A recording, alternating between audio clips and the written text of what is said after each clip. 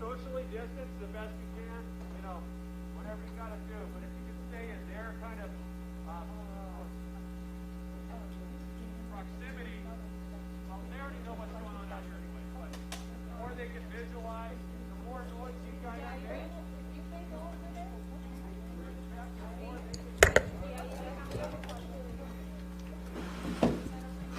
At this time, I'd like to reconvene the regular board meeting. Clerk of the board, please call roll. Arancibia? Present. Hall? Present. Segura? Here. Solis? Present. Tarantino? Here. Aguirre? Here. Adamos? Here. Okay, we will now hold a moment of silence and the Pledge of Allegiance. All rise.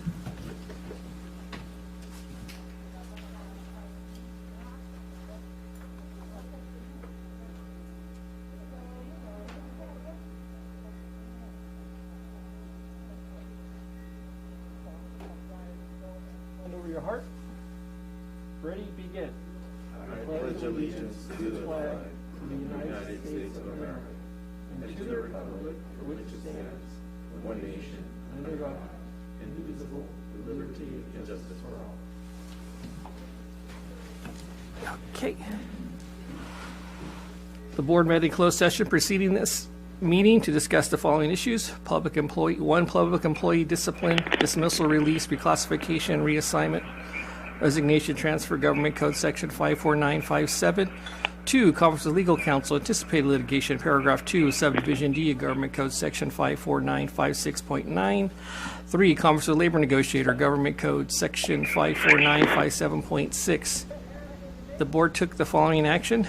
Moved by Solis, seconded by Arancibia, to approve the request for leave of absence for 10 certificated employees with a vote of Arancibia yes, Hall yes, Segura yes, Solis yes, Tarantino yes. Moved by Solis, seconded by Segura, to approve one resignation and general release for one classified non-management employee with a vote of Arancibia yes, Hall yes, Segura yes, Solis yes, Tarantino yes. At this time, I'll entertain a motion to approve the agenda for the May 24th, 2021 regular board meeting. Do I have a motion? So moved. I'll second. Moved and seconded. Vote, please. Adamos? Yes. Arancibia? Yes. Hall? Yes. Segura? Yes. Solis? Yes. Tarantino? Yes. Motion passes 5-0. Thank you. We'll now provide an opportunity for SDCOE rep, Dr. Mark Scrivana, to make any comment if he would like to, sir. No comments tonight. Thank you very much. Thank you, sir, for joining us. We will now have an update from our superintendent, Dr. Moises Aguirre. Thank you, President Segura. This evening, there are a number of updates I would like to provide to our community. First and foremost, our partnership to bring vaccinations to our students continues to be really strong. Just today, we had an event at Mar Vista High School. We've also had events at East Lake High, East Lake Middle, Montgomery, San Isidro, Southwest High School. We've had an extraordinary effort to ensure that we're bringing vaccines close to our students and where they live in their community. So we're really proud of that work. Special thank you to our General Counsel, Ms. Carbuccia, because she really has led those conversations and those collaborations. So thank you, Jenny. We also have received now the Governor's May budget revise. We are continuing to do that analysis, and that will be the basis on which we propose a budget to our Board of Trustees for final adoption. Again, this is the Governor's revise, which is the state portion of our budget. There's also a very significant federal component. Additionally, last week was Classified Employee Week, so we want to say congratulations to each and every single one of our classified employees. Thank you for all you do and being the backbone of our district. I also visited with several school site councils, mostly the last SSCs for the school year, dropping by to introduce myself to folks who may not have known me, and also to see kind of how things are going with SSCs at the school sites. On Friday, we partnered. We are very proud of the fact that our district partnered to host the Ube Eats virtual conference in support of our Filipino Advisory Committee and our AAPI community. It was a great event for those of you who were able to join. And again, it's one of the ways we're coming together in a virtual space. I wanted to provide a brief update regarding our in-force system. At this time, we are going to be having a delayed implementation. The reason for that is the fact that during COVID, it was rather difficult to actually gather everybody in one space. So I just want to make sure that there was an understanding that that is going to occur moving forward. Nevertheless, we continue to work to ensure we have the appropriate planning and platform development. Additionally, we also are working very diligently on the reopening and planning for the 2021-22 school year. At this time, our plan continues to be for an in-person return. The options at this time would be through Launch Academy if anybody is interested in a virtual experience, as well as our independent study program. This Saturday was the 5th annual Sweetwater Solar Sprint at Montgomery Middle School. It was a wonderful event that demonstrated the skill of our students, our middle school students, in putting together these prototypes, if you will, and having races at Montgomery Middle. So we're very proud of that vanguard work that our schools are doing. Next Friday, June 4th, in only 9 more days, our school year will come to an end. So we're very proud to also announce the fact that we remind us that we will be having in-person graduation and promotions. These are not going to look like what they have in the past because there will be limited attendance. But we're very proud of the fact we're able to give our students and offer our students the ability to have an in-person experience after such a difficult year with COVID. And with that, just want to bring us to a close since we will not be having a board meeting before the end of the school year. I want to say congratulations to our class of 2021. You made it. It's been a tough year, but we're here and we're very proud of you. And one thing you've definitely demonstrated is the resilience that you've been able to demonstrate throughout this entire year. So congratulations, class of 2021. And with that, I'm done. Thank you, Dr. Aguirre. We'll now have a report from our student board representative, Ms. Desiree Ramos. Good evening. As Dr. Aguirre said, this is our last board meeting before the end of the school year. So I also wanted to give my personal thanks for allowing me to be the student board representative for this school year, even in a virtual setting. I learned a lot of leadership experience, got to communicate with wonderful school leaders, and I believe the next student board member that will come to take my place will also do the same as well. I have a lot of hope for this community, and the education that it has provided me has helped me transform into a better person that will go into the world later on when I graduate in the upcoming year. But that is all my updates. Thank you. Thank you. Okay, this is the point on the agenda where members of the public may address the board on any matter not on the agenda and have 3 minutes each to do so. The Board of Trustees cannot legally take action on or respond to matters not posted on the public agenda, but will refer the matter to the superintendent's office for review and report. Thank you for your cooperation. Our first speaker is Cesar Gomez. Hello, everybody. Thank you for allowing me to be here today. My name is Cesar Gomez. I am a construction trades teacher at Castle Park High School. I am a CTE teacher. Perhaps you have this little memo that I asked to be passed out to you, and just wanted to share with you some concerns that I have as a CTE teacher. There's about 80 of us as CTE teachers, okay? And now I'm not speaking about the adult ed CTE teachers. I'm talking about the high school and middle school CTE teachers. We have no contract. We are considered probationary employees, and we are evaluated every year. For 21 years, since 2000, I am still considered a probationary employee.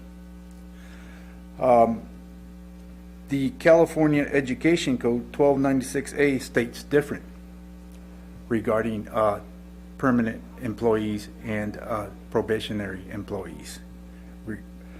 We have no paid prep periods. Vista Unified pays their CTE teachers prep periods. We are paid approximately 40% less than single subject teachers, yet we do pretty much everything they do at the high schools. We are paid even less than the adult ed CTE teachers. We are hourly teachers. We are paid bell to bell. We don't get paid for faculty meetings that we are required to attend. I know that my principal, who's an awesome principal, is looking into that, has requested a budget line from the district, but there has been no response to date. We have no class size limits, and that is a total safety hazard for students. In the construction trade classes, in the automotive and welding, there is no limit. But yet, in a chemistry class, you have 24 limit. We have two different CTE salary schedules. One for CTE teachers, and then schedule number 2 is for professional experts. They have categorized us in 2 different levels. Yet, according to CCTC, those of us that hold a CTE credential are considered industry experts. That's how we got that credential. We get our credentials with trade experience. You have to meet 5-7 years trade experience, but sometimes college is also included. So I know my time is up. Thank you for listening to me. There's this pass out for you guys, this flyer. Thank you for your time. Thank you, Mr. Gomez. We have 34 speakers on the next topic. I don't know if you want to limit the time for each speaker.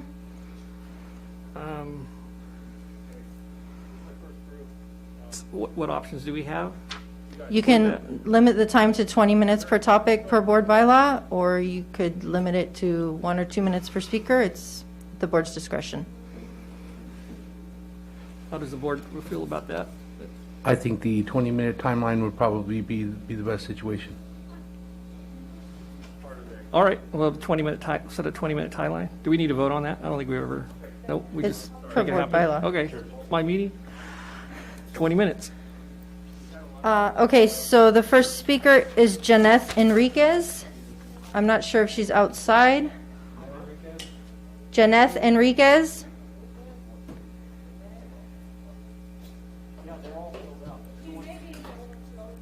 Or if you're in A and B, please come over. And Sebastian Enriquez.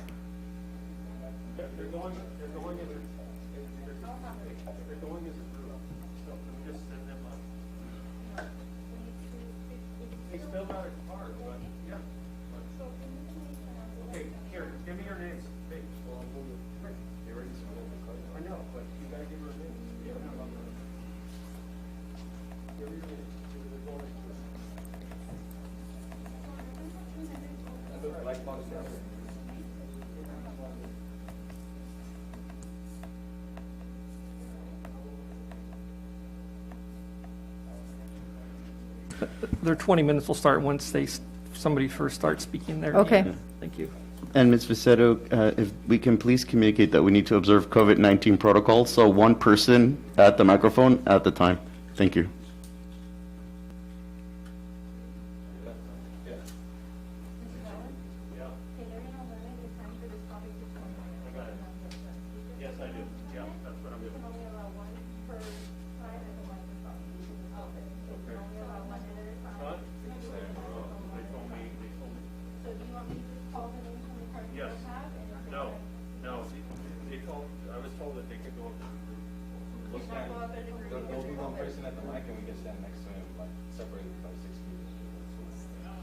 But we have a certain limit that can be in the Yes. room right now. And so right now, the room is kind of at capacity for COVID limits. So we can only, yes, with one speaker coming in at a time. We can't allow 5 or 6 people to come in at a time. So Let's just get 2. So one is, well, you guys. Okay, cool. Two go up? No, these two want to come up. They just had us run. Okay. Names against me. He's not with me. He's not with me. You're not with us. What's your name, sir? I was, but what I'm trying to tell you.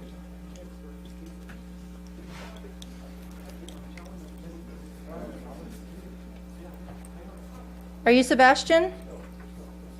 Yep, we need to get the meeting under. Are you Sebastian Going. Enriquez? No, my name is Diego Enriquez. What is it? Diego Enriquez? Did you fill out a card? No, I was just called upon to speak. Oh, I called a Janeth and a Sebastian. Yeah, that's. But my okay, brother. go ahead. What was your first name? Diego? Diego. Okay, go ahead. Well, this is about the program being cut, and I just want to say I'm completely against that because, well, I joined the mariachi program, right, in 8th grade, and that completely changed me, to be honest, right? I was just a regular student who just had regular activities, and when I joined, and I felt like I was a part of something. The music program was the most fun I've probably ever had at school. And to be honest, it was really the best experience of my life. I loved playing in front of people. Although I wasn't beginning in 8th grade, I'm in advanced right now at the high school. But that set me in a track to be where I am now. And all that I have Mr. Ballard to thank for, because he was a really good teacher. And it's honestly sad what's going on. And I don't want to see his program be cut. It's unfair to me, one of his former students. And I'm sure many more, just like me, would be saying the same thing I am right now. That's pretty much everything I have to say. So, Thank you, sir. thank you very much.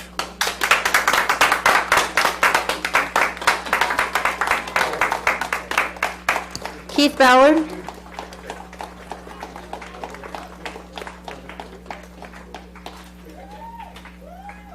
How you doing? I didn't think I'd be back here. Last time I was here was in May 2017 when, I had a little problem with Mr. Walsh with the music program.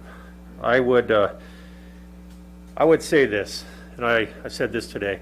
I'm retiring next year. I did not think I'd have to come back here again.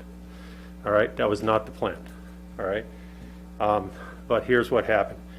In 2018, after Mr. Walsh left, what happened was Ms. Gracias came in and she decided that she was going to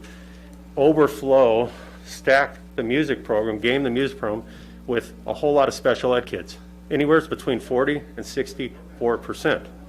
So I didn't fight it because I have a friend that retired and he said, "Hey Ballard, how many years you got left?" I said 3 or 4. He said, "Just ride it out, man, ride it out." So that's what I've done. I've been riding it out, and I just let it go. And so what's happened is, Frank and Paula, when they came and saw it, you saw the program, you saw how good it was. That was at the peak when KUSI there went thing.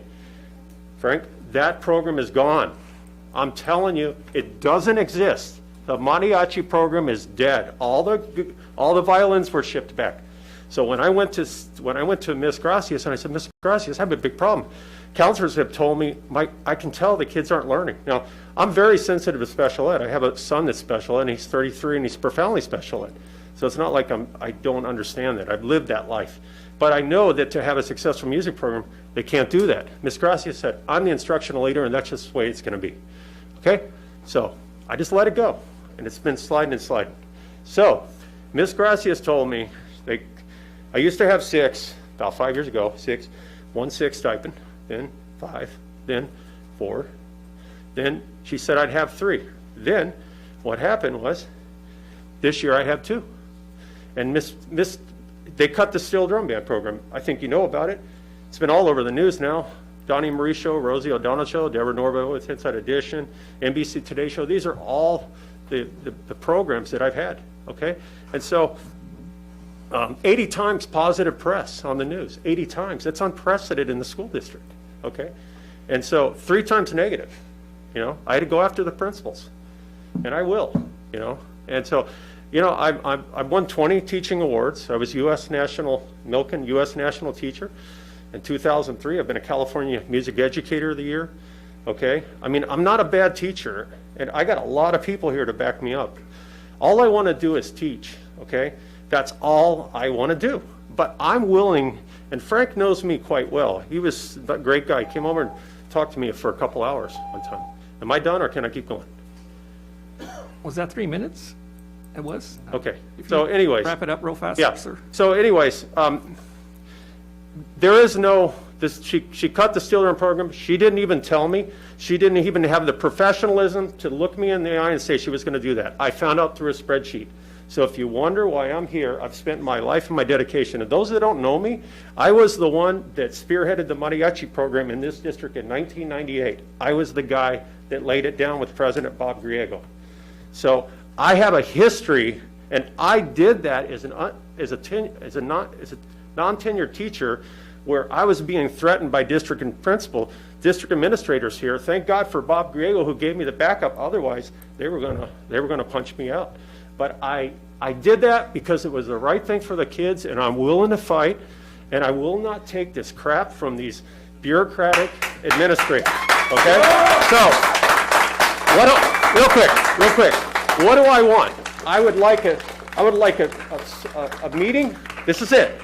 This is what I told Ms. Gracia today. A meeting with the superintendent, a meeting with VAPA coordinator, a meeting with Mr. Montano. Oh, by the way, Mr. Montano didn't even know about these major cuts to the mariachi nor the steel drum band. I talked to him for an hour and 10 minutes last week on the phone. He didn't even know. So there was no articulation. This lady is out of control. So this is what's going on. I know she's kind of the queen here. Sorry to say, but still, it's not a good situation. And, I don't know what to say. I'm very frustrated. I'd like to finish my tenure out at Southwest Middle School. I've worked 25 years in kind of that area, and I love it, and that's where I want to finish, and I got one more year. So please, I'm asking you, give me a meeting with the superintendent, the VAPA director, Mr. Montano, Ms. Gracias, and the 2 music teachers. Let's hash it out. Let's get the stakeholders involved, and let's figure it out how we can make this work for kids. And I would have come here. Okay, your time's up, sir. Anyways, thank you very much for hearing me. Is there Janeth Enriquez or Sebastian Enriquez? Mario Enriquez? Paul Martinez? Paul Martinez, go. Julio Cesar Gonzalez? Paul. Ron. Miriam Tech? Angie Tech? Julio Cesar Gonzalez. First off, I want to start by saying good afternoon. How are you guys doing? Good evening. My name is Julio. I personally went to Southwest Middle School. I come from a single mother background. So this program was what got me out of the streets and got me, into the after-school activities. So for my daughter to grow up or seeing other single parents go through this deficit is not going to be fun, especially for the kids. They're going to be impacted. They're going to be more out in the streets. They're not going to have that music background. And it's something really important. With music is therapy to a lot of kids. And music matters. Music heals.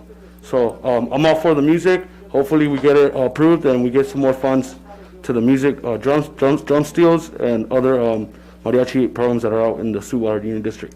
Thank you, guys. Thank you.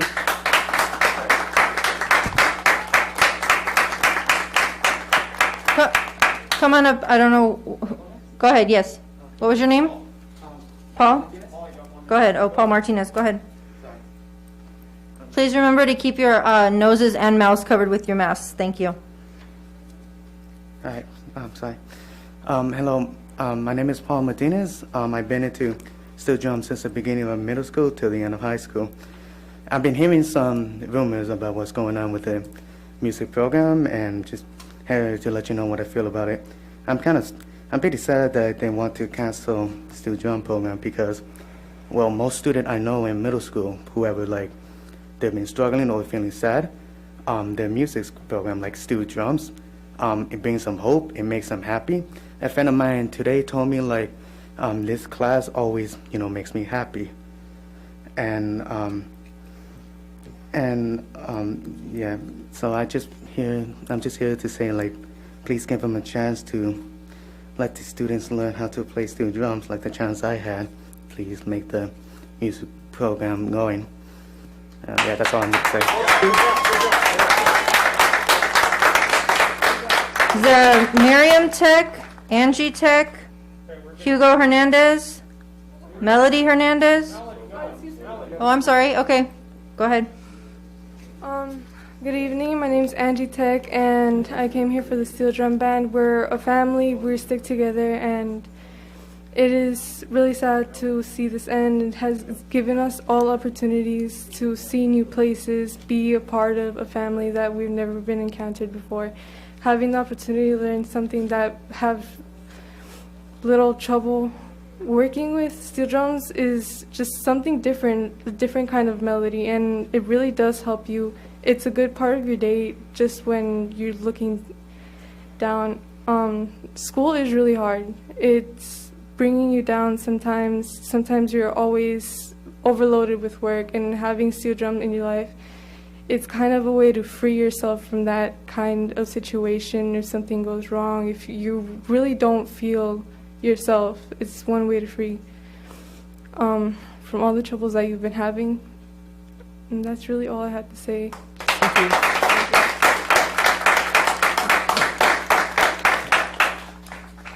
Mi nombre es Daniel Ramirez. My name is Daniel Ramirez. The father of psychology once said, "Art is the crown jewel of society." I took that very serious. I'm a graduate from San Diego State University. I was part of the Compact for Success program, and I was in mariachi as well. I come from a community where gun banging and gang violence is common. That's what you do when you're done with school. And that's what you do when you don't have good parents, or when you come from an immigrant family that's doing everything that they can for you to do the best that you can. In my neighborhood, they bang. I didn't allow myself to. I banged the books, right? I got this scholarship program. If you guys want to see more students achieving this, you need to invest, not just save the music program, but to invest into it. Because any businessman knows you need to spend money to make money. And y'all need to do that with education. Not just with your pockets and where is this money going that's being cut. You know what I'm saying? So I stand as Del Sol Records, a full-time independent artist out of San Diego, California. When nobody else is here to come out here and do it, I'm going to be telling you, all I do for a living is play music. And I'm touring from San Diego to Miami. And that's all because of the teachers that I had in mariachi, the teachers that I had in all these art programs that told me that I could be a different statistic rather than just what we see on the numbers in jails and all that kind of thing. And I'm telling you, if you eliminate this program, you will see an increase in crime, activities, all that kind of nature, because, again, we're not investing into our students. We need to invest into the hearts of art. There is no art without earth. There is no earth without art. Thank you very much.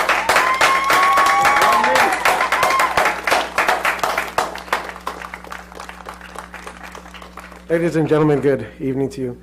So, going off of him, I also grew up in South Central LA in Belmont High School in the early 90s. So it's more to his point, I grew up in that neighborhood and I was a violinist. I thanked God for having that program down in the place. Someone had the open mind to say, why not who was going to have a symphony in downtown LA school? Well, it worked. Now I'm an engineer for a naval contractor. So it just gets you to a different mindset. Now, Mr. Ballard here started a legacy, and it would be disheartening to disappoint him in his way out to have that legacy go down in flames. And it's completely unfair. He has a legacy far beyond our expectations. To come down to our community and give his heart, his soul to this community is what he's done. And all he's asking, because you're going to hear more from him, and I hope this meeting that is about to take place takes place. But all he wants is a chance.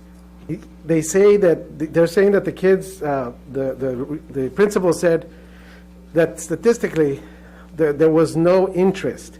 Well, how can there be an interest if there's no kids? There's no kids because there's no attention. There's he's not allowed to recruit, or the recruitment was dead last year. So how are you going to shut down a program without giving the kids the ability to see it? The only thing I would ask is an actionable item, something where you guys can leave a legacy. You guys are all elected members. Let your names also be remembered that you didn't let the legacy of Mr. Ballard that he gave to this community, that can keep going to the next gentleman or gentlewoman that's going to come in and take over him to continue the music program, and just back him. All he's asking is for a chance. Let him be completely open to recruit as much as he can. And if it's true, if the kids aren't interested, if there is zero interest, then let the families prove it and say, we're just not interested. And therefore, let mariachi and let the music program die in peace, and it'll be our responsibility as the community for not caring. But I don't want to put it on one individual or a couple individuals. Just all he's asking is for a chance. The rest, you're going to hear plenty of stories of how music and art changes our lives. As a country, we know that art, aside from the academics, art is always put like in the back burner. You know, I saw it. I witnessed it. South Central LA, like I said, those programs matter to us. Not everybody is going to be an engineer. Not everybody's going to be a doctor or a lawyer. What the status quo is going to say, you know. For some kids, this art opens their minds and possibilities to something different, as they did for me, and it's changed my life. All he's asking, just don't let his legacy go down. That's all. Sir, could you state your name? State your name, please, for the record. Hugo Hernandez. Thank you, sir. And Melody Hernandez? Hi, I'm Melody Hernandez, and I'm a junior at Southwest High. I'm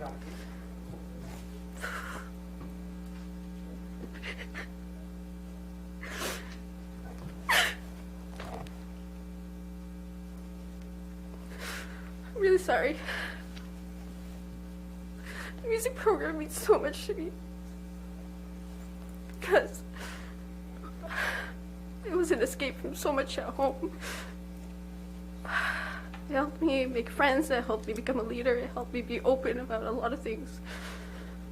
I've been in the music program for almost my entire life. I have been in the steel drums for more than 5 years, and I'm going on my 6th year next year before Mr. Ballard retires. And I don't want to see the music program end. I don't want to see steel drums end because it's been such a huge part of my life. I want my little brother to be a part of the music program. I want to experience music. This music is just a big part of everyone's life. It is something that the world experiences. It is a universal thing that every culture, every religion, every part of the world understands. Regardless of whether you know the language or not, you can enjoy music.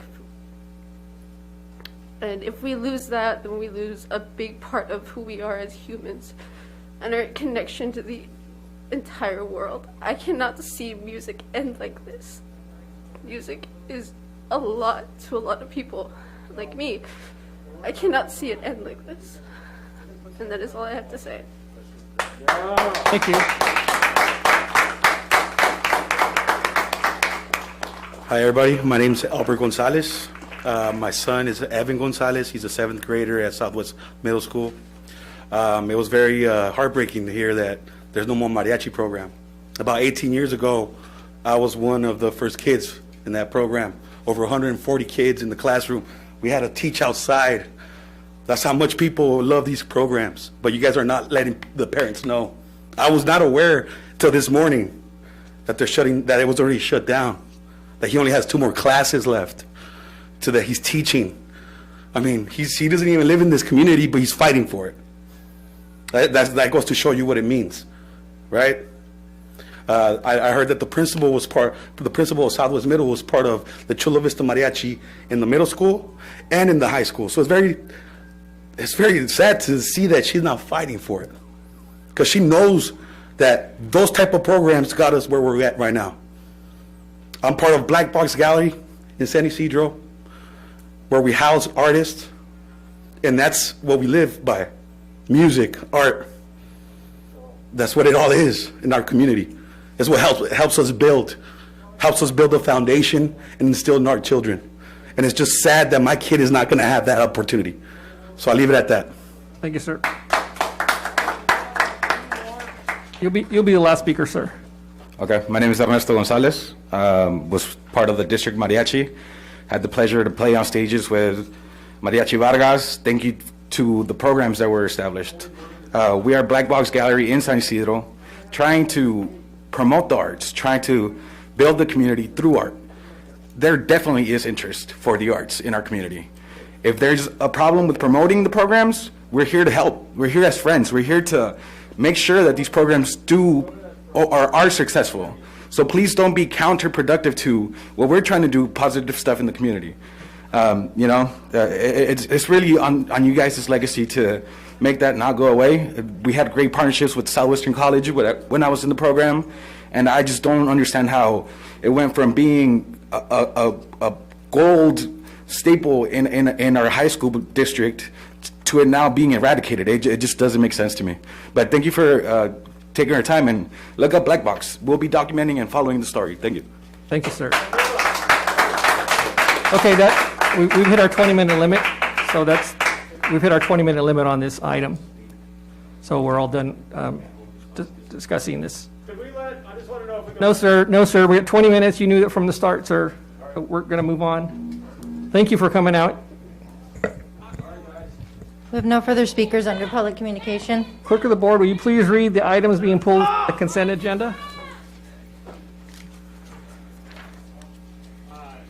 Yes, I have two changes to read. On board agenda item F5, the backup document for Article 2 needs to be revised to include network services and system supervisor. The corrected document will be uploaded on Novus. On board agenda item L4, the following sentence will be added to the analysis. Quote, "These changes are to become effective June 15th, 2021." End quote. That item will also be updated on Novus. The following items have been pulled. Item F3 by staff. Item F6 by Mr. Tarantino. Item G3 by Mrs. Hall and Mr. Tarantino. Item H1 by Dr. Arancibia and Mrs. Hall. Item H2 by Mrs. Hall. Item H3 by staff and the public. And that's all. Thank you.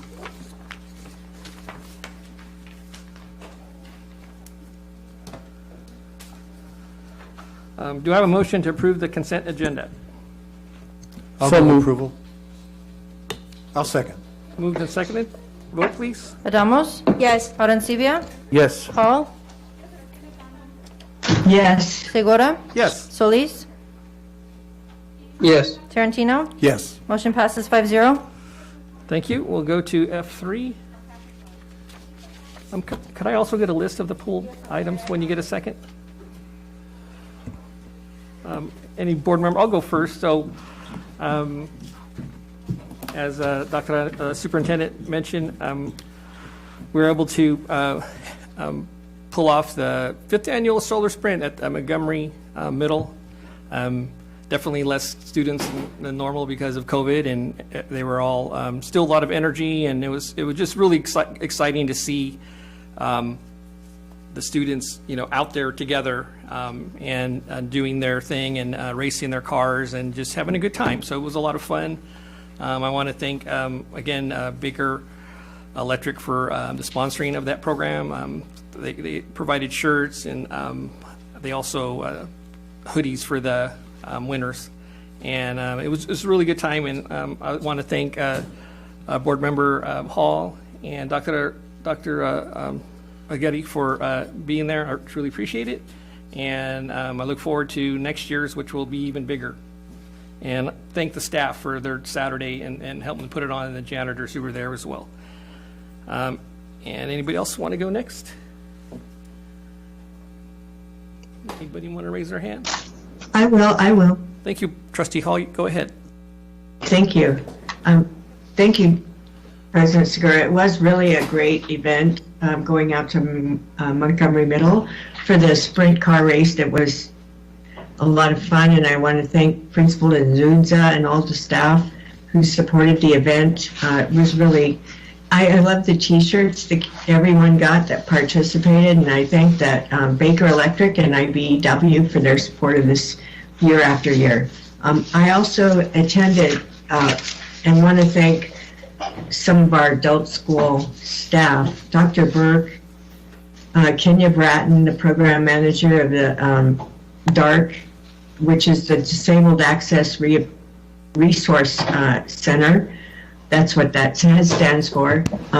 Anel Martinez and Margaret Macabasco, who all came at different times. Margaret Macabasco and Kenya Bratton and Dr. Burke all went and presented to the South Bay Forum on Monday night, to a really grateful crowd of people that listened to their presentation about what we're doing to support special ed learners in our district, but also about the general program for adult ed.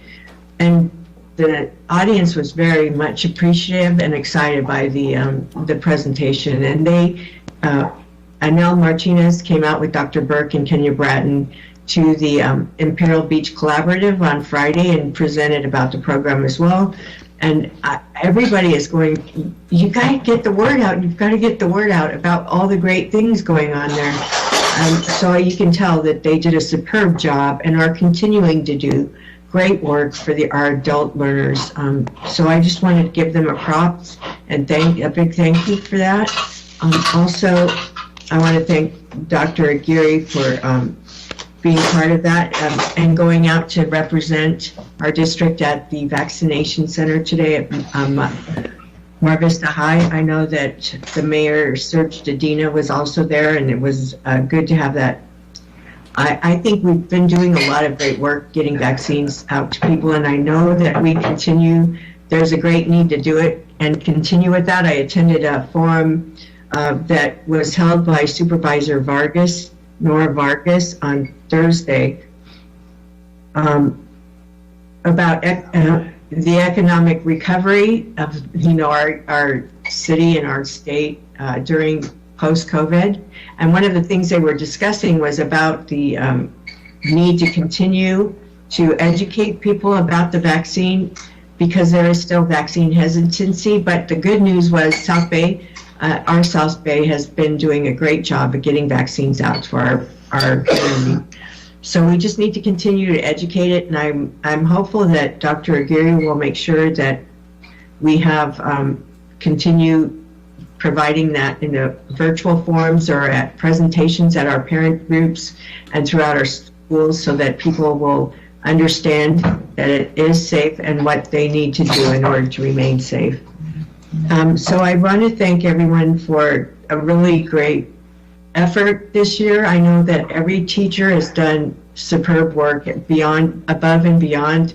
Our school nurses have been doing an excellent job of volunteering to help with getting vaccines out and being there to check our students in. Administrators at our sites, the district office as well, has been doing such a tremendous lift in supporting everything and shifting to online learning. And I look forward to everyone getting back into the classroom when we open up school for 21-22.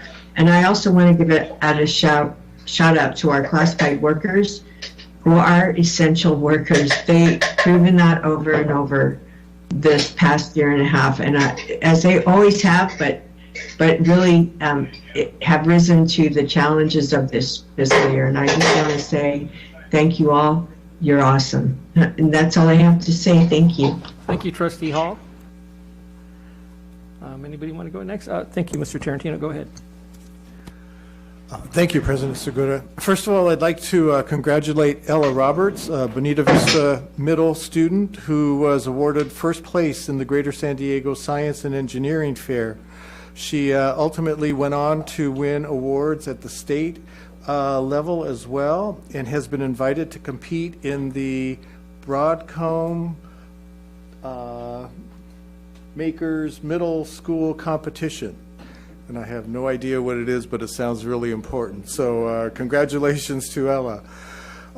Thanks to the College and Career Readiness Director, Jeff Cover, as well as Steve Exum and Daniel Solomon, who helped put together the 12th Annual Sweetwater Union High School District Digital Media Showcase. Congratulations to the Hilltop High administration, staff, and students who were named the 2021 California Distinguished School in our area. And congratulations to Eastlake High's 2543 Titanbot Robotics team, who was announced as the Engineering Design Award winner, and Montgomery High School 4616 Pharaohs Robotics team, who were announced as the Designer Award winner at the San Diego 2020 First Robotics competition held on May 15th. And last of all, thanks to all of the individuals who helped put together the Uber Eats webinar, and kudos to keynote speaker Natalie Ponseca, who not only provided valuable information to the students and parents who were in attendance, but also gave some concrete ways to combat depression, low self-esteem, and all of the other issues that go with mental health. So thanks to Margaret Macabasso and Valerie Ruiz, who were the co-hosts, as well as Laura Bumante, who also helped spearhead the event. And last of all, I'd like to encourage students to attend summer school. It's only for 15 days. And after summer school, you'll still have a month off for summer vacation. So take advantage of the opportunities that are going to be available for you this summer at every site. And it's not only for credit recovery, but it's also for acceleration. And that's all I have, President Segura. Thank you, Councilor Tarantino. Trustee Hall wanted to mention one more thing. Go ahead, Paula. Sorry, Mr. Solis. Thank you, President Segura. I forgot to ask, I would like to ask Dr. Aguirre to meet with as was requested during open comment, to hold that meeting with the principals and Mr. Ballard, and that if you need somebody to be there, I am willing to meet if it's virtual, but I think we do need to kind of put a check-in on that program. It is so important to the community. I know the challenges that we're facing in the middle schools in my area because of declining enrollment. However, there is an issue of equity, and there's also an issue of what students need to be provided in order to really be engaged. So if we can have that discussion, I'd really appreciate it. And the other thing is, I had pulled out a letter that was sent back in 2017 to us, and I have to pull up my phone for a second to find it. Just a second. It an update about the curriculum or the study, the update, a report on the implementation of Assembly Bill 123, the Filipino-American contribution to the farm worker movement. If we could get an update, this memo came out from the superintendent's office on March 6, 2017. It was from Dr. Alvarez. So I'd like to request an update on that. So we understand where we're at. I'm hopeful that we're still really engaging students with that curriculum it's very important. So thank you. That's all I have. Thank you, Trustee Hall. Vice President Solis, did you want to go, sir? Yes, thank you, President Segura. Yes, I wanted to thank those that came out today to speak out. That was the first time I hear of this, so like Ms. Hall said, if we could have that meeting, and if we could get an update, a Friday update on exactly what's being cut, because I was hearing that it was a mariachi, but then there's a steel drum, so I'm still a little confused on what's being proposed to be cut. So if we can just get a little update on that, so we know exactly what's going on there, that'd be appreciated. Also, like Mr. Tarantino said about the Ube Eats conference, yes, it was great, very inspirational, a lot of good information. So I appreciated being invited to it. And I also was able, along with Mr. Segura, our CSBA, California School Board Association delegate May meeting, and we had we met with a lot of the delegates from across the state of California, over 1,000 school boards, and I want to thank Dr. Aguirre and Dr.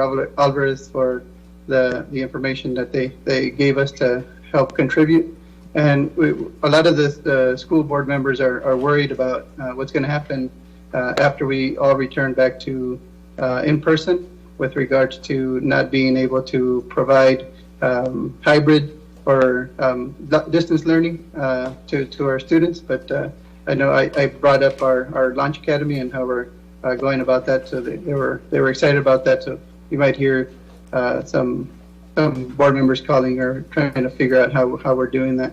Because I told them that it's a good program, and hopefully the legislature and they're able to come to a compromise and allow this type of instruction, because a lot of our kids, and I know I have received phone calls and emails saying that their students were very pleased with working from home and they were thriving.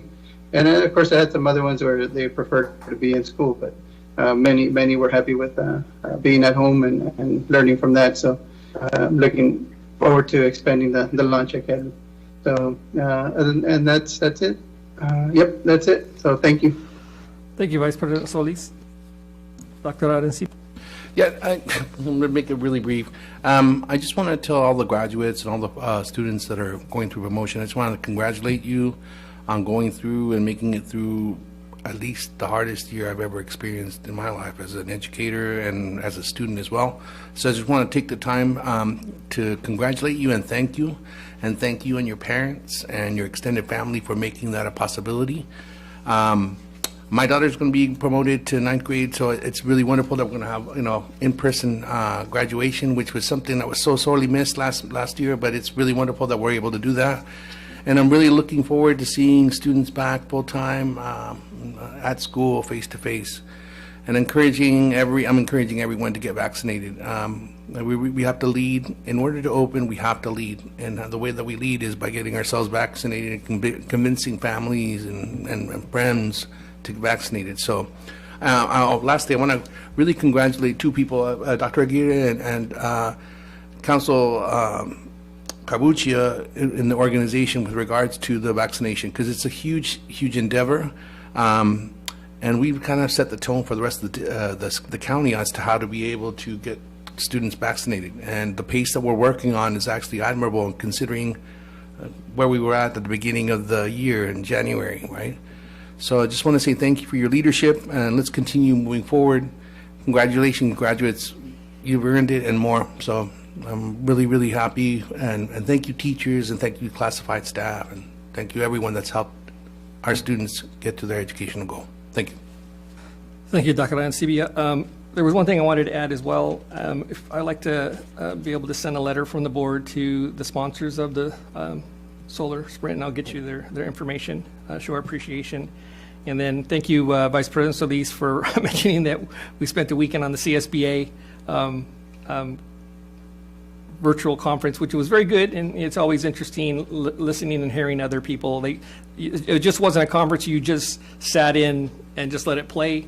They broke you up into rooms, and you participated in groups of 20, and it was really good, and that's always good. And then I think Trustee Hall also was on the May Revise call with the School Services of California. That was very good information, and there's still work to do there. And I just like to, as has been echoed with everybody here, is congratulate all the graduates. And my daughter, Aurora, who's graduating from Castle Park High School and heading to University of California, Santa Barbara. So I'm super excited to see her go that direction, and we'll miss her terribly, but it's going to be good. So with that, we'll move to F6, pulled by Mr. Tarantino.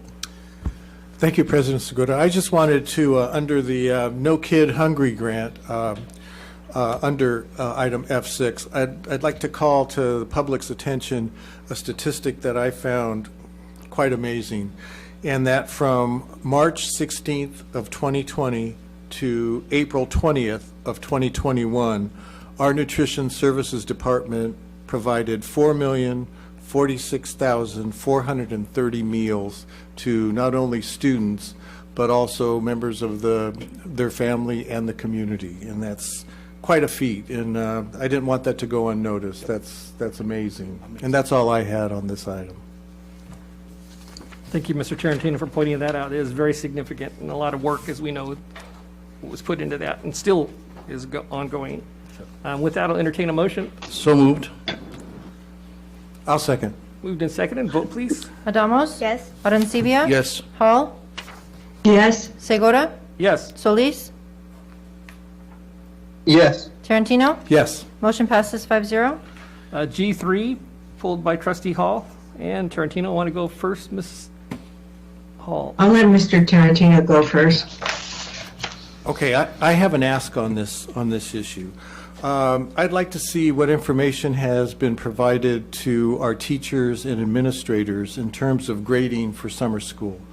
There seems to be a lot of confusion as to how to deal with the NCP grade. And if there was some guidelines that were provided, I'd like to see what they were. So like that, when I get questions, I can answer them truthfully and also with what has been provided to staff. Some of the things that I've been asked, and I don't know, what's the clarity in terms of obtaining records, in terms of what progress was made prior to receiving the NCP grade? Who was responsible for tracking down those records and providing them to the summer school teacher? Who is the person who's responsible for providing the final grade? Is that the teacher of record during the school year, or is that the summer school teacher?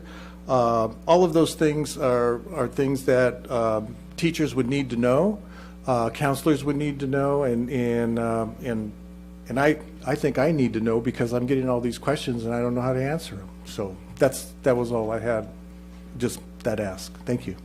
Thank you, Mr. Tarantino. Trustee Hall? Yes, thank you. I appreciate the work behind this. I think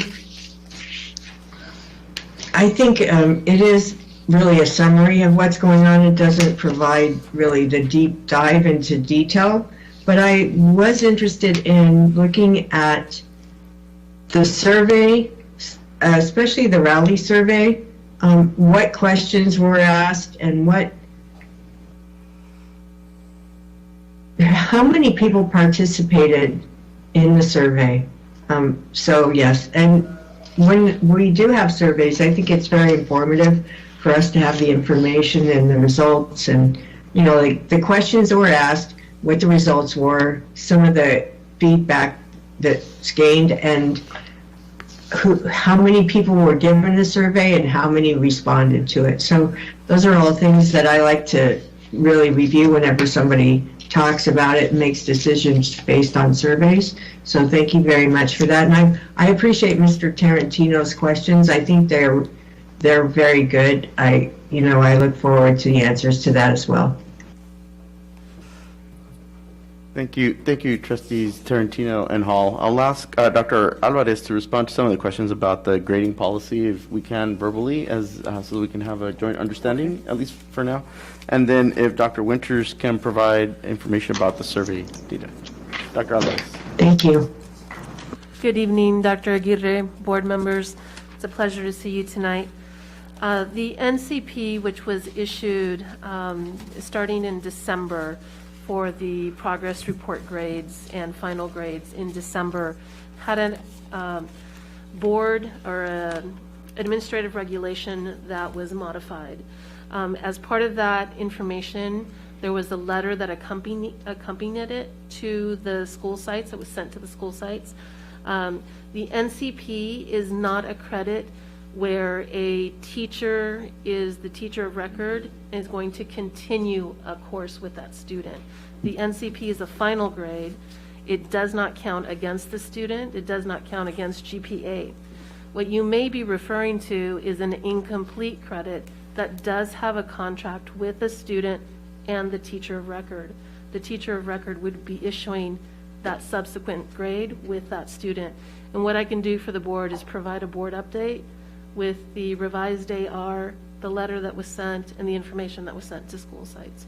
And that information was sent not only to counselors, teachers, administrators, students, and families.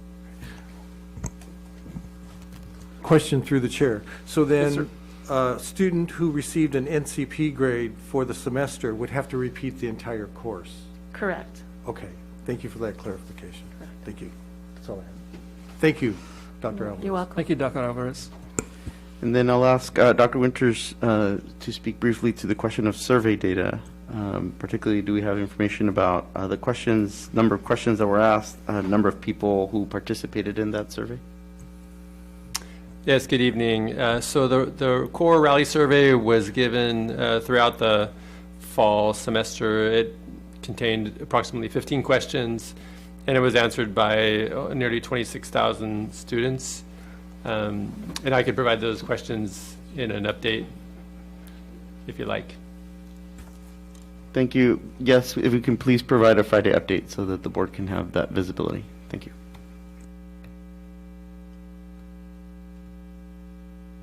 Thank you. If there are no further questions, I'll entertain a motion. Mr. President, we actually need the motion to be to accept and approve the Expanded Learning Opportunities Grant for the district. It just says accept, but we need to add approve.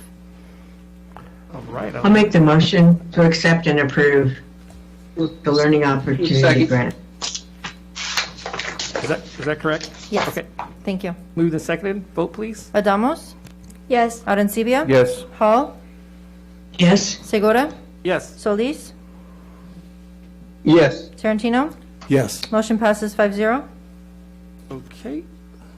Let's go to H1, pulled by Dr. Arencibia and Trustee Hall.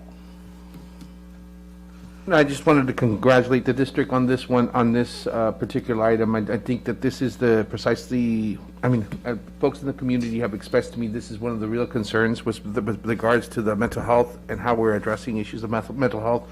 So I'm very, very happy. I think we actually need to expand this in the foreseeable future to help us transition back into face-to-face classrooms and to deal with the trauma that students have actually faced over the past year and a half. Kind of strange to say it as a year and a half now, and it's been, it's funny we don't talk about it in that term, in those terms, right? It's a year and a half of repeated kind of fear and trauma. So I think this is something that perhaps we might want to kind of see as a step in the right direction, maybe perhaps building on this as the year goes forward with some of the one-time funding that we have, for sure. Thank you. Dr. Arencibia, Trustee Hall. Yes, I echo Dr. Arencibia's remarks because I think I'm very much a pro mental health advocate. I feel like that's what I've been doing for one of the reasons why I ran to be on the school board was to make sure we had solid programs and outreach and really support for not only students but families and for staff as well. And I look at this as being sort of one of the arms of a community type wraparound services. This is one of the real needed components of that. What I'd like to know is if it's possible without crossing any privacy boundaries or anything, if we can be updated about the services, where they are, how many people, just numbers, like how many people are served, and so that we understand what's really going on with the different, like how many referrals, how many people actually are served, and ongoing, if they are repeatedly served. I think that's great because, accepting the support is really important in order to really become healthy. So I just wanted to ask that, please. It would be like a Friday update, sort of. Thank you, Trustee Hall. I will ask Dr. Moore to prepare that information for a Friday update in a roll-up manner that's general in nature, yet provides enough information to understand what's going on across the district. Thank you. Any other questions or comments? If not, we'll entertain a motion for H1. I'll move to approve H1. I'll second. Sorry, Bob. Go ahead. Moved and approved. Moved and second. Motion is seconded. Vote, please. Adamos? Yes. Arencibia? Yes. Hall? Yes. Segura? Yes. Solis? Yes. Tarantino? Yes. Motion passes 5-0. And then we'll go to H2, pulled by Trustee Hall.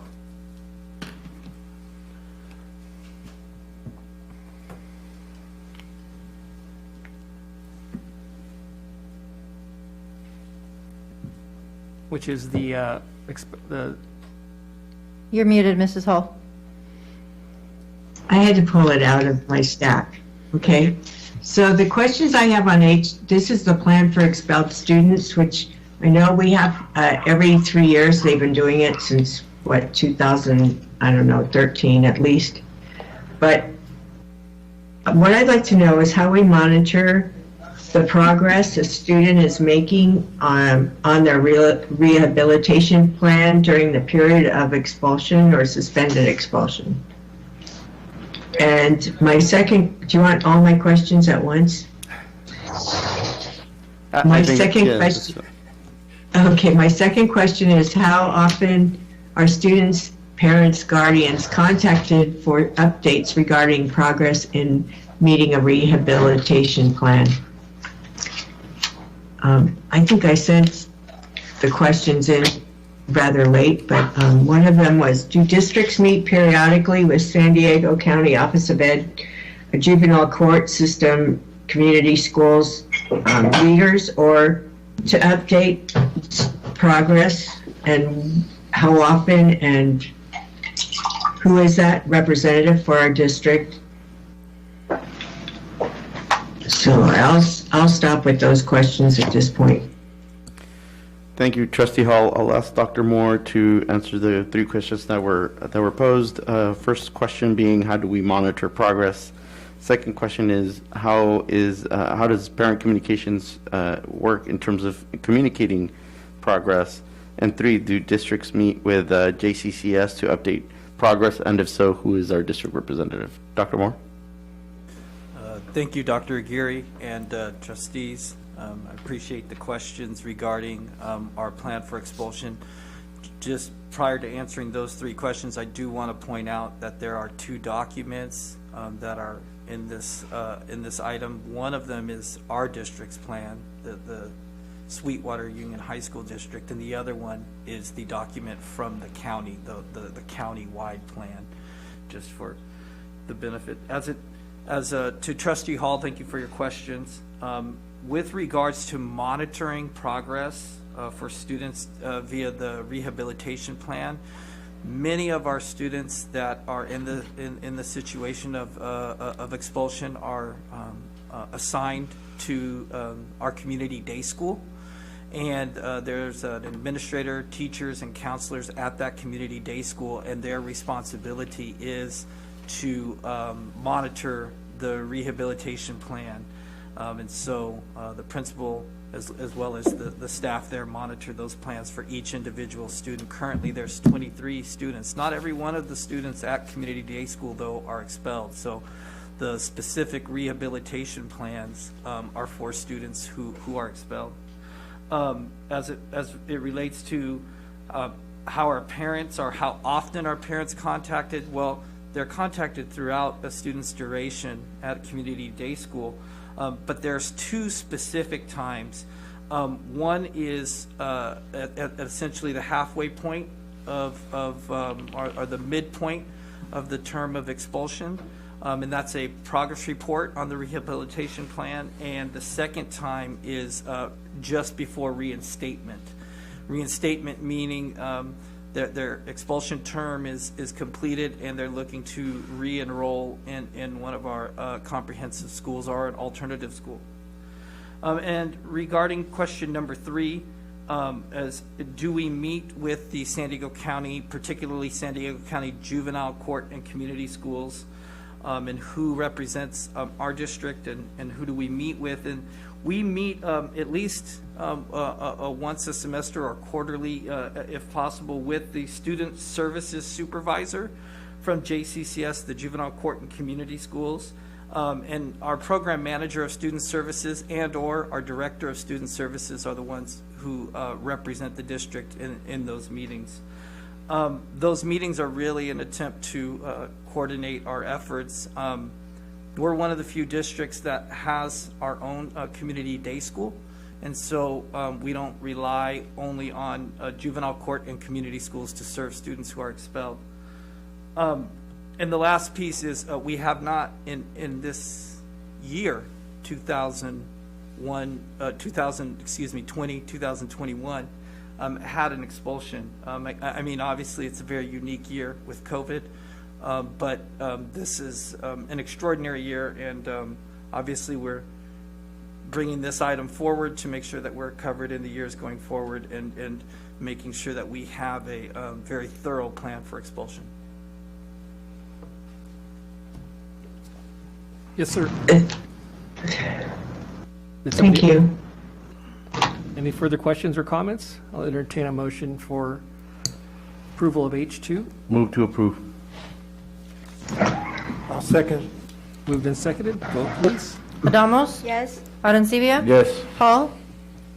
Yes. Segura? Yes. Solis? Yes. Tarantino? Yes. Motion passes 5-0. All right. We go to H3, and I believe we have a report. Yes, we have a report which we'll give first and then take the public comment. Yes. Okay. I will ask Dr. Moore to provide just a brief introduction, but if you can, Dr. Moore. Thank you very much, Dr. Aguirre. And I would like to point out that when I stepped into this role as the Chief of Educational Equity and Support Services, one of the prevailing directives of our team is really to implement empowering opportunities for our students, and empowering by means of, one of the ways is to really support our cultural groups. When our students and staff see support of their culture in this work, the results, as has been commented earlier today, can be extraordinarily empowering. For our Filipino community, Dr. Aguirre and the cabinet members have been directly involved in several meetings with members of our larger Filipino community. Just earlier this month, there was a AAPI Heritage event at the Pyramid Innovation Center that Dr. Aguirre attended. We've held numerous Filipino Advisory Committee meetings, as well as Filipino Town Hall meetings. And many of the board members today commented on the Ube Eats conference, student conference that was held last week. And so this evening, I have the pleasure of introducing one of our outstanding administrators, the principal of Chula Vista Middle School, Principal Laura Bumatay. And she will present on the work that she and others have led to support our Filipino students and the community. Sweetwater Union High School District, Makaisa presentation. Ms. Bumatay, thank you. Thank you so much, Dr. Moore. Magandang gabi sa inyong lahat. Good evening. Again, my name is Laura Bumatay. I'm the proud principal of Chula Vista Middle. I'm very excited to be here with you tonight. In my 26 years of being in this district, I think this is the first time we've had the opportunity to present on the work that we've been doing. So in honor of Asian Pacific and Islander Heritage Month, I think it's very appropriate. So thank you. So we want to always start with some data, right? And we know that our main demographic in our district is Latino. However, we do have a significant population of Filipino and Asian and Pacific Islander students. So about 10%, which is more than 3,800 kids.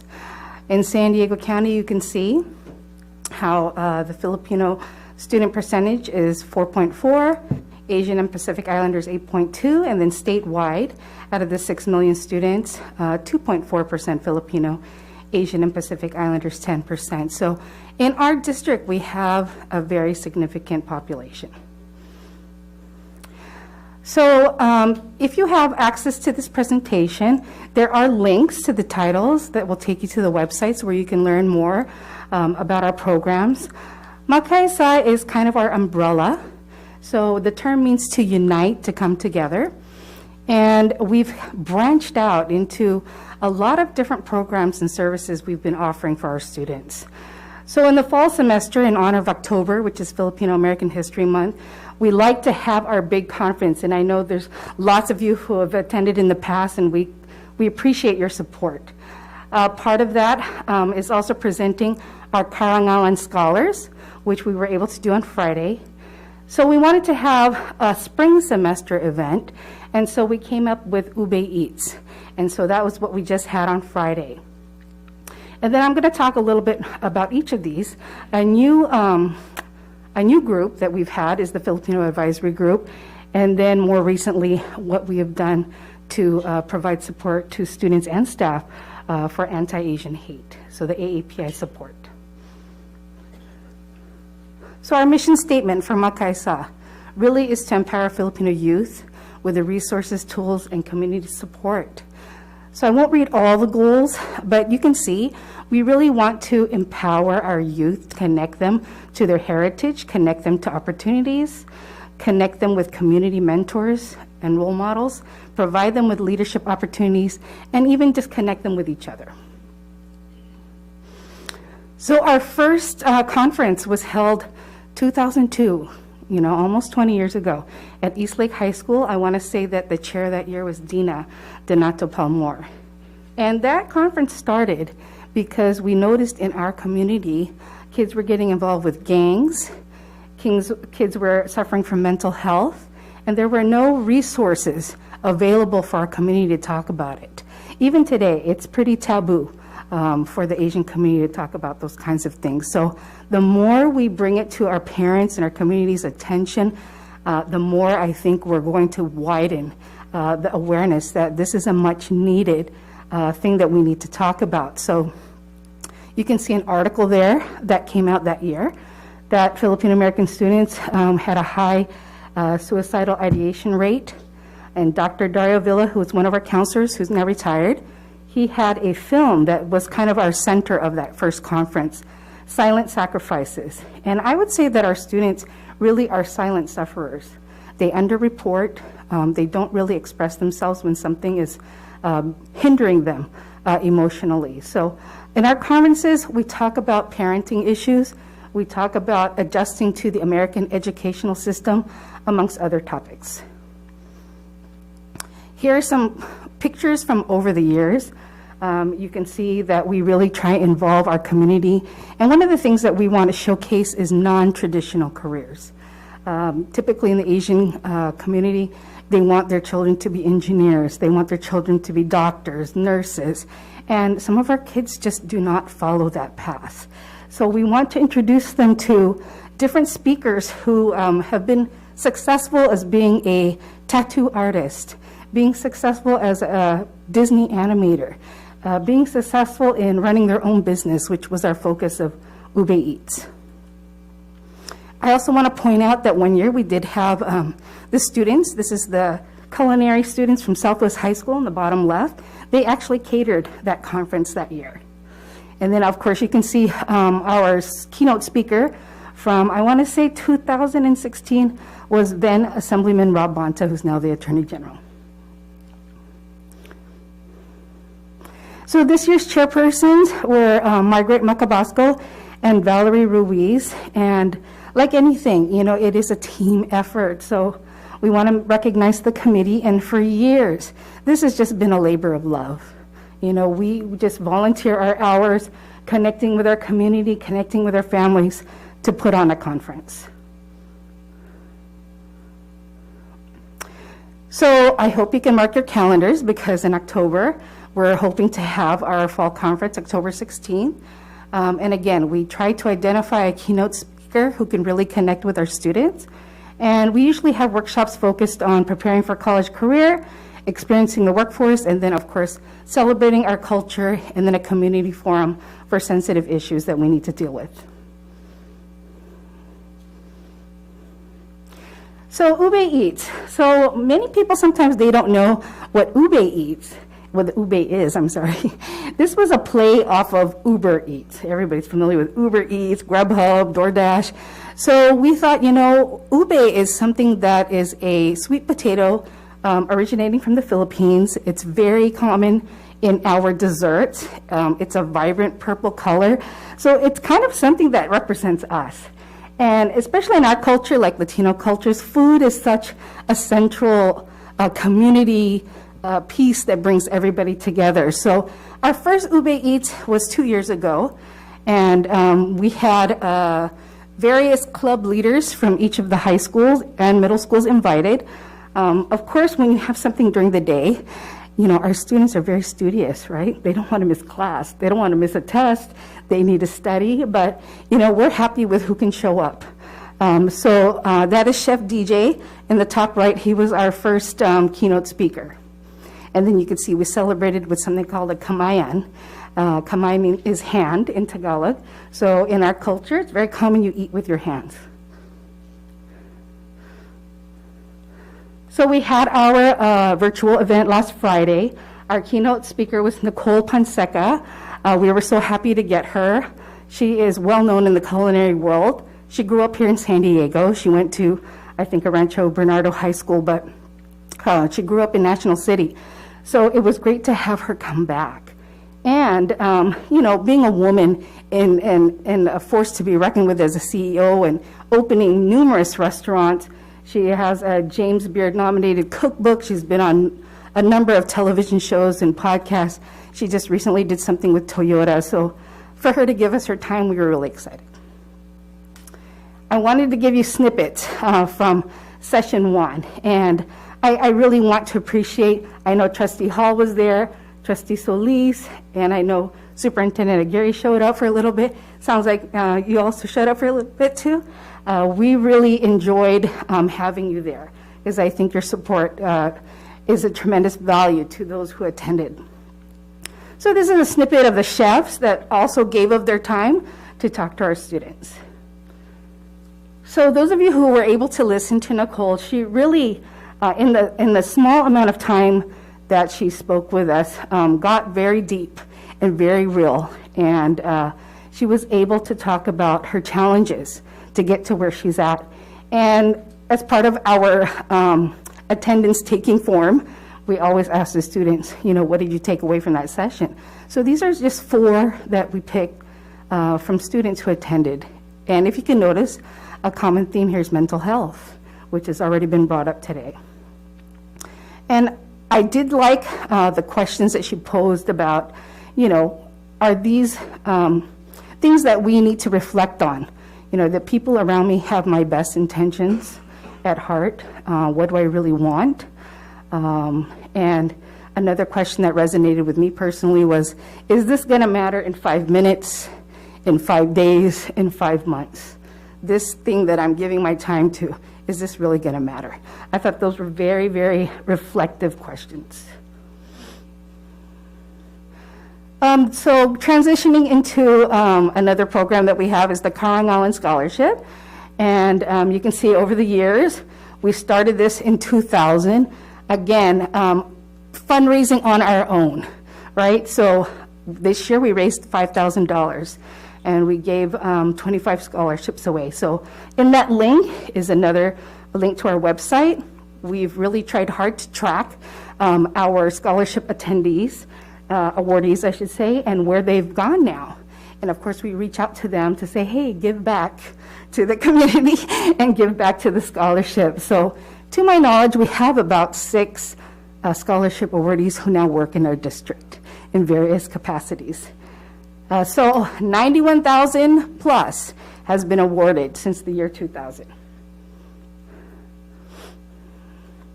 And this is this year's winners. So they have to write an essay. This year the essay was connected to our Ube Eats, share a memory of a food that brings up a favorite memory that you have with your family. and share a recipe of that, grades, community service, 2 letters of recommendation. So these are all our scholarship winners this year.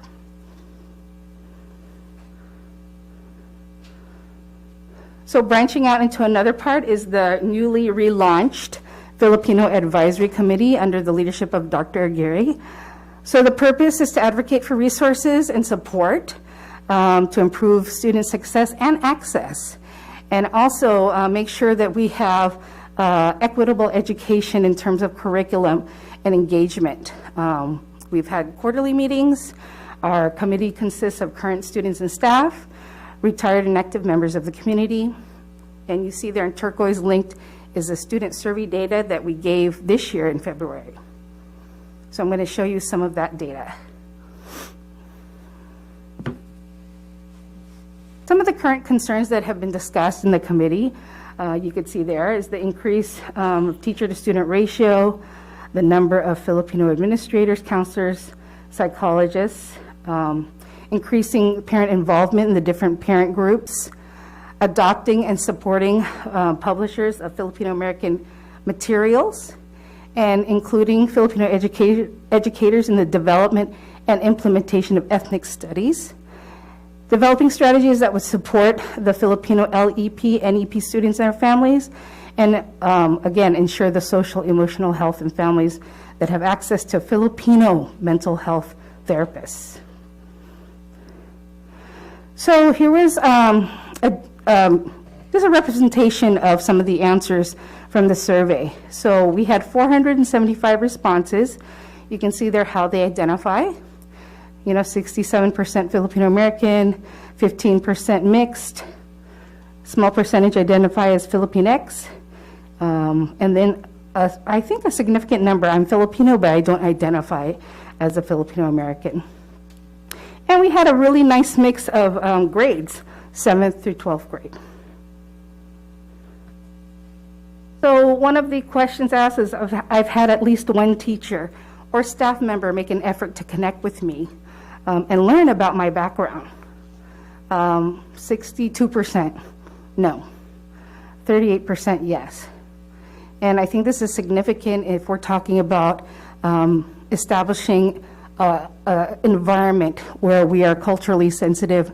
We want to make sure that students feel like they belong.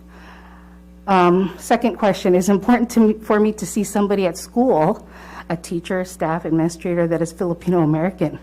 Overwhelmingly, 60% yes, 40% no.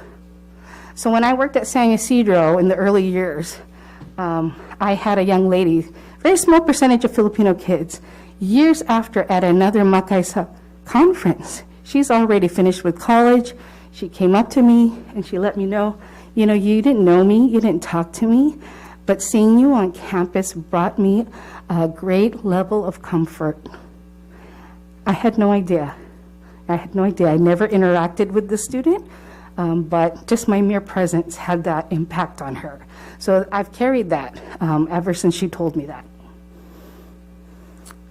Filipino American students face certain issues that are unique. Most of them said no, but 40% said yes. And then, are you interested in having an ethnic studies class at your school? Absolutely. 74% yes, a quarter said no out of the 455 responses. So we had an open-ended question. These were some topics that students feel schools should address. Definitely our background, our culture, mental health needs, the Asian hate crime, prejudice, xenophobia, family pressure. Filipino American history is rarely touched upon in textbooks, and then post-colonial Filipino politics, Filipino-U.S. relations. So those are from our kids. Then I'm going to move into the AAPI student and staff support. So this is data from the Stop AAPI Hate Reporting Center. And you can see that out of the kinds of discrimination that have been reported, 2,808 reported incidents from March to December. The greatest category is verbal harassment. Verbal harassment, shunning, physical assault, they've been coughed or spat on, and the last one is workplace discrimination. So in March to December, we've had 42 incidences in San Diego alone. So the next slide might be triggering, so I do have some images here. We've just seen a terrible rise of unprovoked attacks, especially on our elderly. And I won't read them all, but here in San Diego, there was an elderly Filipina who was pushed to the ground, the trolley. We have a picture there of an elderly gentleman who was riding the subway and got slashed with a box cutter. We have another story of another grandmother walking to church and then got attacked. So we have kids telling us, I don't think I want grandma to go to the store by herself anymore. That our kids are thinking about that. We need to do something to address that. I also want to report to you in our student survey, many of our kids reported that they've also been called names, that they've been blamed for the coronavirus, that it's because of you that we are in lockdown. Go back to your effing country. So our kids are experiencing this. So what could we do as a group? We thought we have to do something. So we decided to get together and we designed some activities. We were supported by Dr. Moore, and one of our first activities was having an awareness week. So this was publicized through all our high school ASBs. This was publicized through our grants and communications office, so thank you so much. So for 1 week, we had this campaign. The other thing that came out of our brainstorming session was having these Friday Food for Thought series. So I want to give credit to Elizabeth Luan Singh Garcia, Sweetwater counselor, our inaugural San Diego County 2020 Counselor of the Year. We have a very special talent with her. She had these presentations ready to go, and we pretty much outlined them and made Friday our Food for Thought series leading up to our Ube Eats conference. So although everybody was welcome, I will have to share that it was very healing for our adults who were participating. So lots of times just having the forum to share their own experiences was again very impactful for those who participated. So moving forward, we really want to have a summer book study for students with this book. This book is anti-racist. It also has a companion journal. This book is anti-racist journal. And so we already have it in order. I'm hoping that we receive it soon. And this is our next step. We certainly don't want this to stop. And we will continue to have our meetings as to brainstorm what more we can do to continue the work. So I just wanted to leave with some community resources that are available. Some are hard to read, but the first one is Report a Hate Crime. The next one is www.ihollaback.org, and you can read the last two, standagainsthatred.org and stopaapihate.org. So I know I've shared a lot today, but again, it's been years of us working together to provide these services for our community.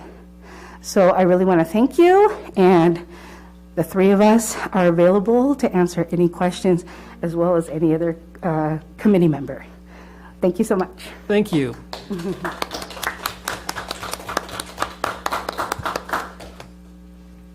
We can go to the board for questions or comments. Would you like to take? Yes.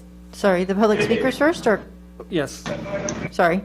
No, you had mentioned that prior. We have 3 speakers to this item. The first speaker is Vivian Nguyen. Yes. Hello? Hello, go ahead. Hello. My name is Vivian Nguyen, and I'm a sophomore from Bonita Vista High School. And I was just wondering if there are any current plans regarding the inclusion of more Filipino and other Asian American literature in English classes.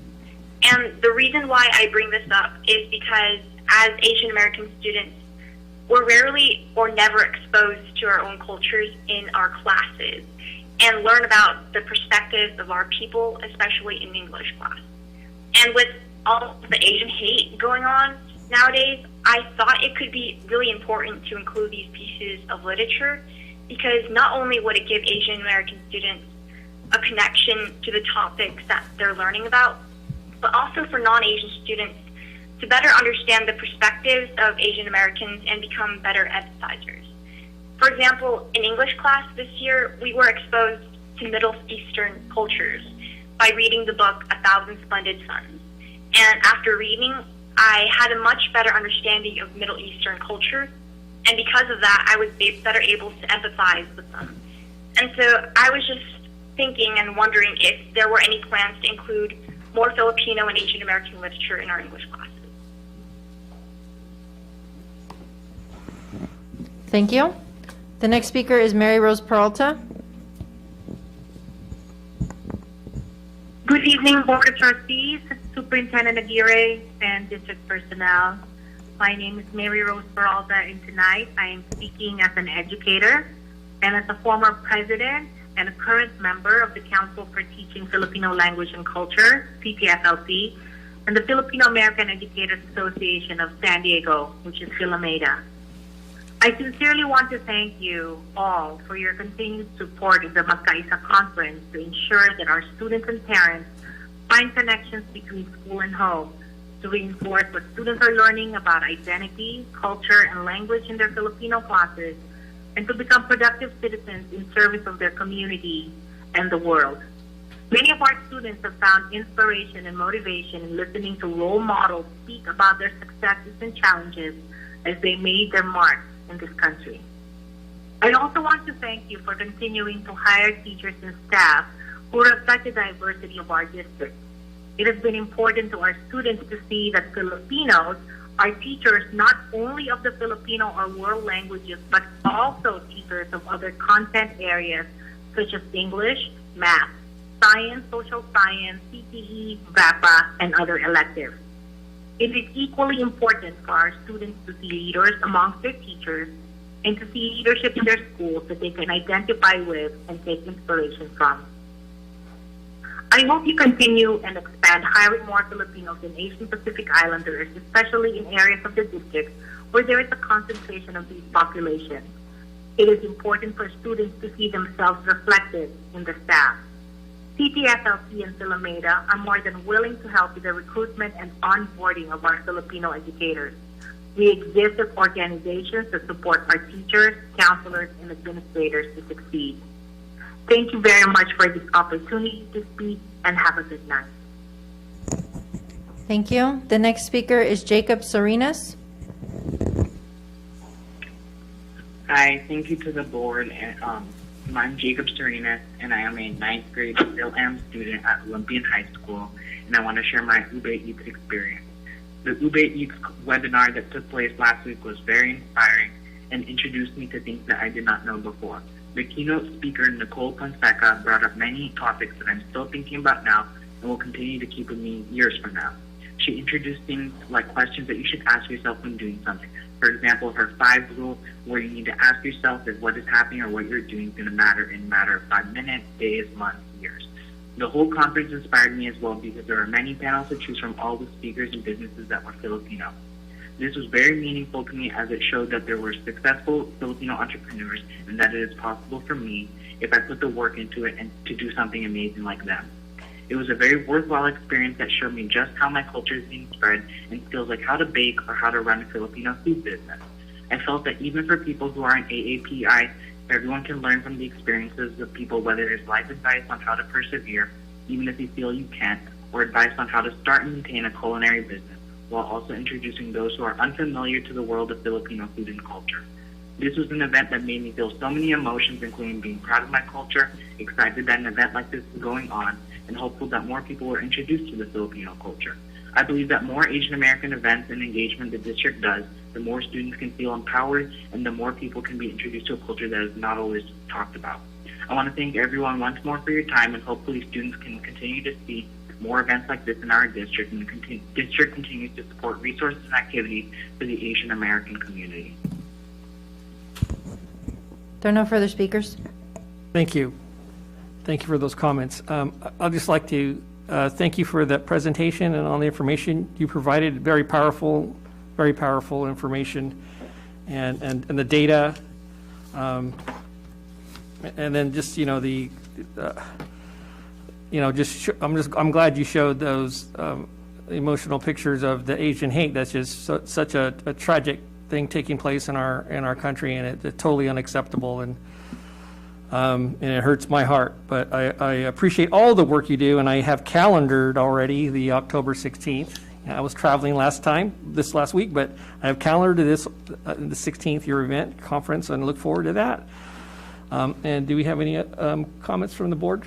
Oh, I'm sorry, Desiree Adamos, I meant to go to you before I even spoke. Go ahead. It's okay. Thank you.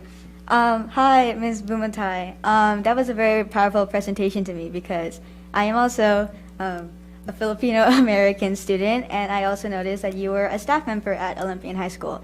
And the story that you shared with the student that approached you, kind of acknowledging that your presence at our school site gave her a reason to kind of push forward in like her academic journey. I kind of relate to that story as well. So it was very inspiring to see a staff member from Olympian and a Filipino educator presenting this to me.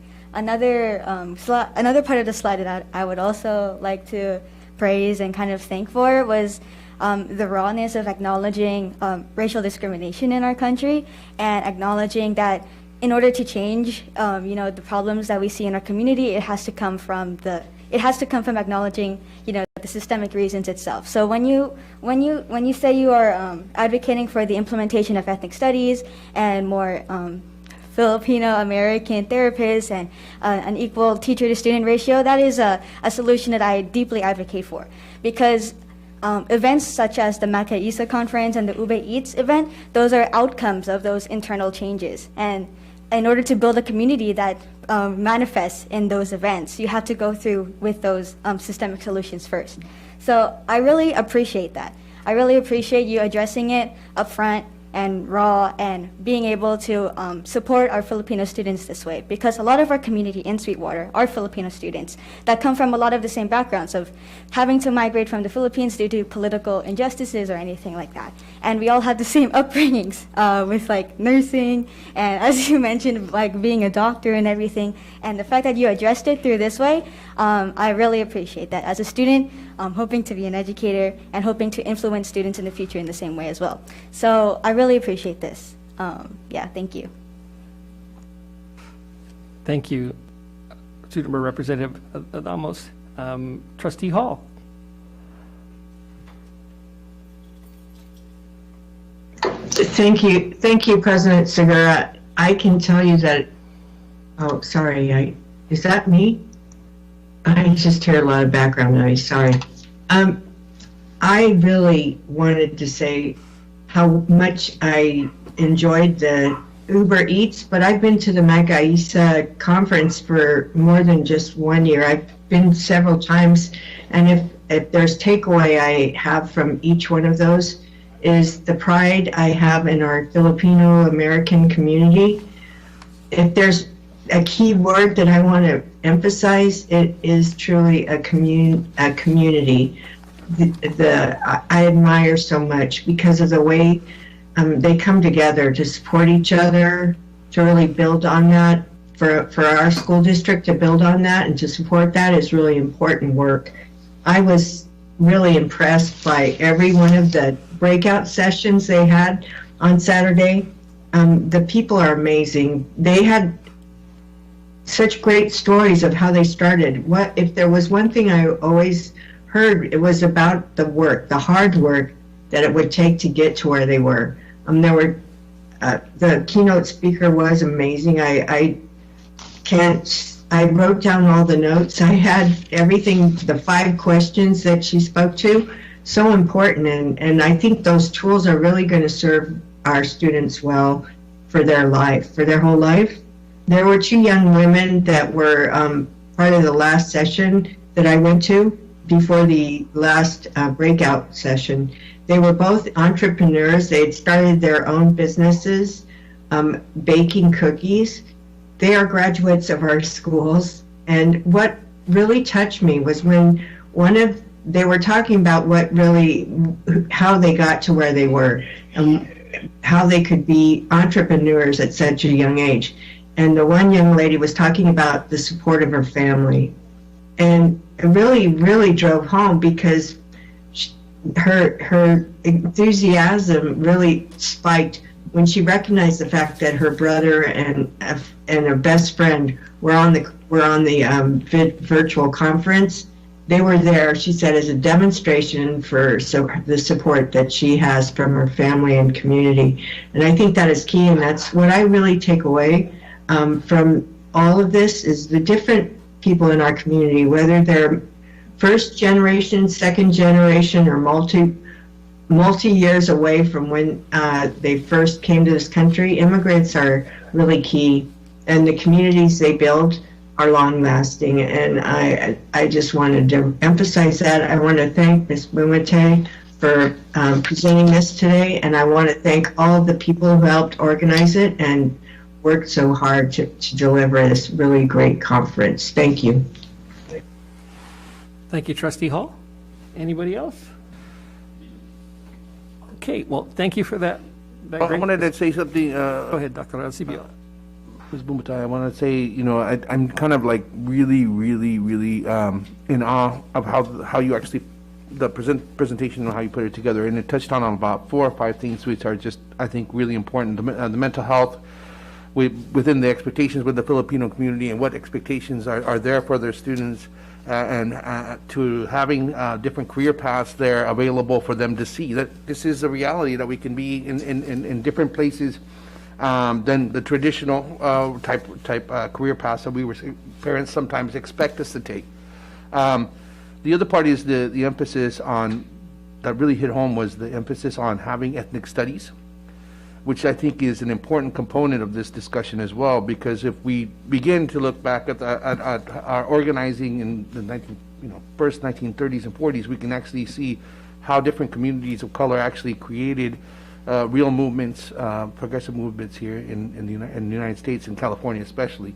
So I just think we have so much to tie there, and it's important for us to be able to embrace that and actually create a larger dialogue about how we move forward, not only as, you know, the Filipino community, but the larger South Bay. So I think that that's the part that drove me kind of to think this is really special, and I congratulate you and all the other organizers for doing this. Thank you so much. Thank you, Trustee Arancibia. Mr. Solis has his hand up. Oh, yes, go ahead, sir. Thank you, Deanne. Thank you, President Segura. Thank you, Ms. Bumatai, for the presentation. And I wanted to say how I found it impressive that you have also dates set up for collaborations with other ethnic groups. And I think it's one of those things where that works so well. And I get the 60s with Cesar Chavez and Larry Itlong with the strikes. You know, how well they work together. If they both wouldn't have been in on it, there would have been less people boycotting, and the movement would not have been as strong. So together we can do so much more.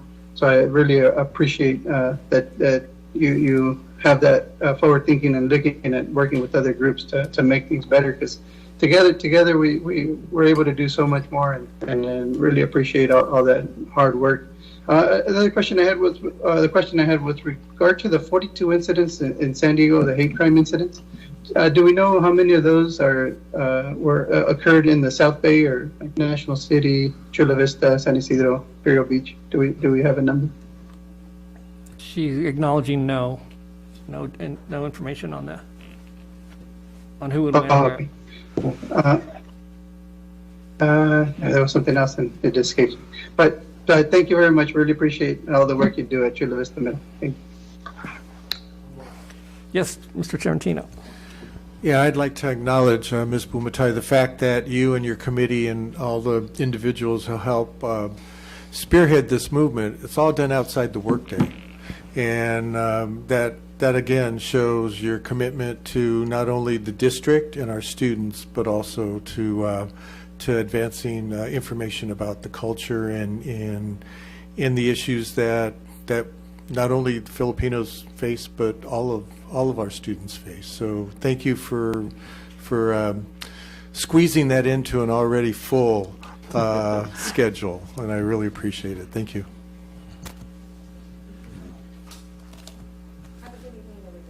Thank you. I believe that was the last item on our agenda for Yes, sir. tonight. Did somebody say something? I said yes, sir. Oh, okay. Yippee. Thank you. And thank you, Dr. Moore, for the work you do and lead. I truly appreciate it. And we're seeing a lot of that, and I truly appreciate the work that's happening there. So with that, we will come back when? June? Wow. June 14th. So everybody has a little time off, and I'm sure you'll enjoy it. And we are adjourned. Thank you. Good night. Thank you, everyone. Good night, everybody. Good night. Good night.